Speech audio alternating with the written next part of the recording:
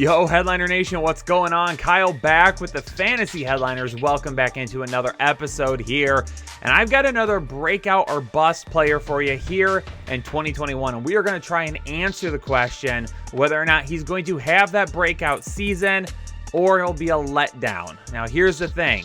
You take a look at some of the top layer numbers for this guy, and it looks like last year was really, really bad. But quite honestly, it was not all his fault, all right? So we're going to dive a little bit deeper into that in just a second.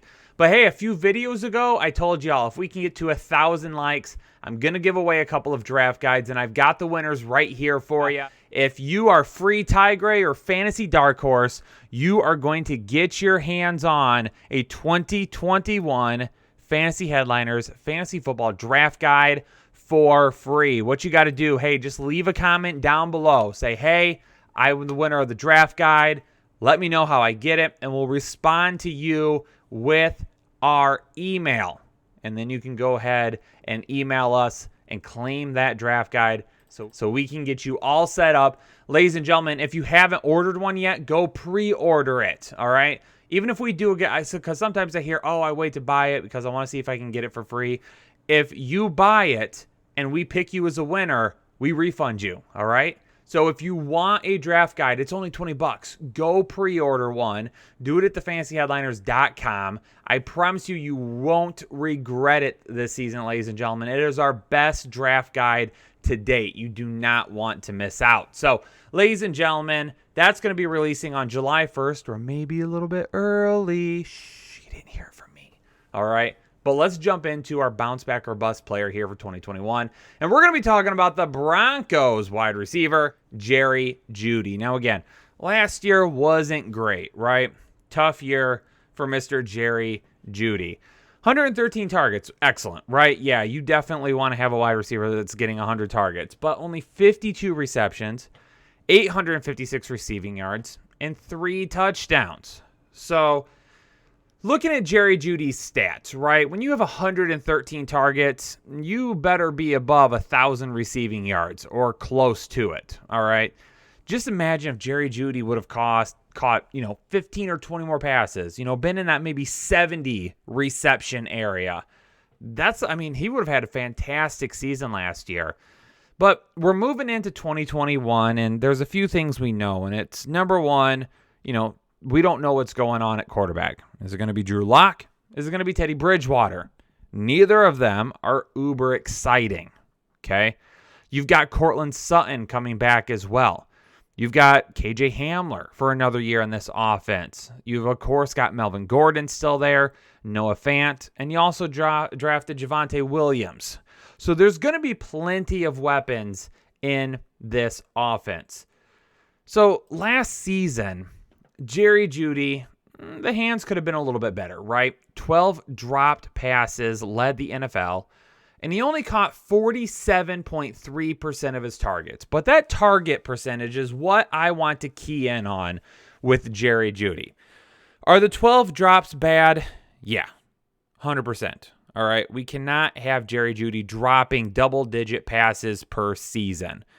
But when you look at some of the big-time wide receivers, like Tyreek Hill had 9, okay? Mike Evans had 8. If you get a ton of volume, you're going to end up dropping more passes. So the 12 drops for me isn't necessarily as concerning as it may be for somebody else. Jerry Jeudy is a guy coming out, the draft profile, the guy, absolute stud. All right, we know that about Jerry Jeudy. And sometimes rookie wide receivers, as they adjust to life in the NFL, they have a few more drops than we would like to see. And sometimes that happens when you're just wanting to pick up and go, right? Like you see that pass coming towards you, you know that you've beat your defender, you're already thinking about the next move, because honestly, a guy like Jerry Jeudy in college was unstoppable, all right? So at the NFL level, as you kind of transition into this game that is moving a little bit quicker, the players are moving a little bit quicker, you're like, okay, I can take off and go, but, maybe you turn your head a split second too soon, or maybe you're already thinking about your next move instead of, focusing on that ball into your hands, protecting it all of those things. It happens to younger wide receivers, okay? So the drops, I'm hoping those get better. The 47.3% catch percentage, though, not great. But that's not his fault, like at all. He had 26 uncatchable targets last season, which was the most in the NFL. And 24% of his total targets were deemed uncatchable. Also most in the NFL. That's insane. All right? I don't think Drew Lock is an awful NFL quarterback, but he sure as hell played like it last year. All right? Drew Lock doing his best Johnny Manziel impersonation last year. Okay? Best Mark Sanchez post butt fumble. Post butt fumble. Okay? He didn't look great last year. He's got another opportunity this year. We know Drew Lock has a bigger arm than Teddy Bridgewater. Teddy Bridgewater, though, is more accurate. The question is he going to fit into what this team is trying to do? And if he can get those passes closer to Jerry Jeudy, is Jerry Jeudy going to make those plays for him?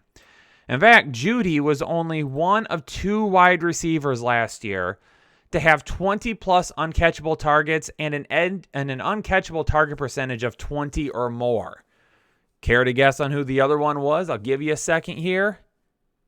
Michael Gallup of the Dallas Cowboys. So Gallup and Jeudy last year were the definition of bad luck. 20 or more uncatchable targets, and 20% of their targets were deemed uncatchable as well. That is a lot. But not only that, Jerry Jeudy missed out on a ton of big-time plays last year as well, because 47% of his deep targets were also deemed uncatchable, which was the 4th highest in the NFL, and he only had an 81% catchable rate when wide open. Wide open being, is there a defender more than 5 yards away from you at the time of your target? So Jerry Jeudy, 81%, that was the 3rd lowest in the NFL. That's right, ladies and gentlemen. If you've got a defender 5 or more yards away from you, you should be catching everything that comes to you, okay? When he was considered wide open, only 81% of his targets were deemed catchable, okay? That's too low. We got to get that higher, okay? We got to get that much higher. We got to go, all right? Drew Lock, Teddy Bridgewater. Drew Lock either needs to improve or Teddy Bridgewater needs to step in and help with this. Because if you've got guys wide open and you're not hitting them on the hands, that's a problem.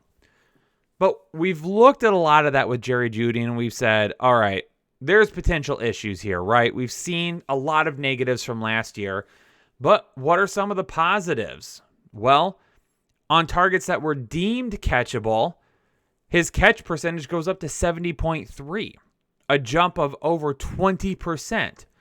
So if the ball was in Jerry Jeudy's vicinity, he was making catches a majority of the time. Well, much more than a majority of the time. And with those 12 drops, if we can clean that up and get you back to 6 to 8 drops, which we see from a lot of the players in the NFL that have high targets, and get you another 100 targets, then we're going to be looking at, if you have a 70% catch rate, we're going to be looking at several more catches throughout the season, a couple more catches per game. And that's going to get us over 1,000 yards. That's going to get us closer to 70 receptions. Probably going to get us a little closer to anywhere between 5 to 7 touchdowns. And we went deep with him last year, right? Jerry Jeudy had 1,561 intended air yards, 5th most in the NFL. And his yards per reception of 16.46, not great, right? Only 16th. But again, that right there, if we even can just continue that and keep you in that area, but then expand it a little bit more. I mean, those yards per reception, if you look and go back again, knowing how often he was overthrown or underthrown on deep routes, if Drew Lock can connect on him on a few more of those, then we see those yards per reception creep up to 17, 18, possibly 19. And now you're looking at a guy that is top 5, top 10 for intended air yards, average depth of target, yards per reception. Okay? So Jerry Jeudy by no means is a bust to me. Is the breakout there, though? That's where I have some questions. And I'm a little hesitant to get too excited about it. All right? Because with Jerry Jeudy, we know the talent is there. But there's potentially some factors working against him. Number one, Denver's got a really, really good defense. Honestly, Denver would have one of the best rosters in all the NFL if it wasn't for their problem at quarterback. They would have a top 10 roster. But their problem at quarterback is so bad right now, it overshadows how good this roster is, including the defensive side of the ball. So if their defense is really going to be that good this season, are they going to run the ball more with Melvin Gordon and Javonte Williams? That could cause some target issues. You've also got Courtland Sutton coming back. Now with Courtland Sutton, we know he's coming back off an ACL, right? So he might not jump out there and be the guy that we saw a couple of years ago right away. Again, just to remind you all, anybody that has an ACL surgery, they're more likely to have hamstring injuries the year afterwards because that muscle just isn't as strong as it would be because you haven't been able to work it out in the same way that you would if you were healthy. So hamstring issues, especially for a wide receiver, is not something that you want to deal with all season long. So there is a potential for, as he works his way back, maybe he does have a few games this year where he's a little bit limited. So that, would work in Jerry Jeudy's favor. But if he's healthy all year, that's going to hurt Jerry Jeudy. And not only for Courtland Sutton, but we've got weapons all around him, right? I mentioned it at the top of the show. You've got Courtland Sutton. You've got KJ Hamler. You've got Melvin Gordon. You've got Javonte Williams. You've got Noah Fant. You've got guys all around this roster that can catch the football. So right now, we don't even know who the quarterback's going to be. Drew Lock is going to have the bigger arm, but is he going to be able to work on some of those accuracy issues from last year? That's a big question mark. Teddy Bridgewater, 100% more accurate. Way more accurate than what Drew Lock was last season. But the arm just isn't as big, okay? He doesn't have some of that same zip that Drew Lock does. For me personally, I'm looking at Jerry Jeudy right now kind of in that ADP range of where he's currently going, where if you take him, you're probably going to be taking him as your wide receiver 3. Me personally, I'd probably want him as my wide receiver 4. If I could get him more towards the 9th or the 10th round, I would rather have that. Because I'm not going against Jeudy's talent. He's an excellent wide receiver. Everything else around him, though, the situation is what worries me. And that is what is keeping me at bay from drafting Jerry Jeudy any higher than I am this year. So for me personally, I'm thinking when he finishes the season, he's probably going to be in that mid-wide receiver 3 type of atmosphere there. Now, if for some reason Teddy Bridgewater or Drew Lock lights it on fire this season, Jerry Jeudy's got mid wide receiver 2, high wide receiver 2 potential, especially with his big playability. But ladies and gentlemen, that's it for me in Jerry Jeudy's Breakout or Bust episode. Leave me a comment down below and let me know what you're thinking about Jerry Jeudy. Where are you drafting him? Do you think he breaks out this year? Make sure you hit that like button and make sure you subscribe if you're new here to the Fantasy Headliners. And don't forget, if I mentioned your name at the top of the show, let us know down in the comments so we can get you that free draft guide. Ladies and gentlemen, I appreciate you all tuning into this episode of the Fantasy Headliners. Stay tuned for even better content coming this season. Stay safe, stay healthy, and I'll catch you all on the next episode.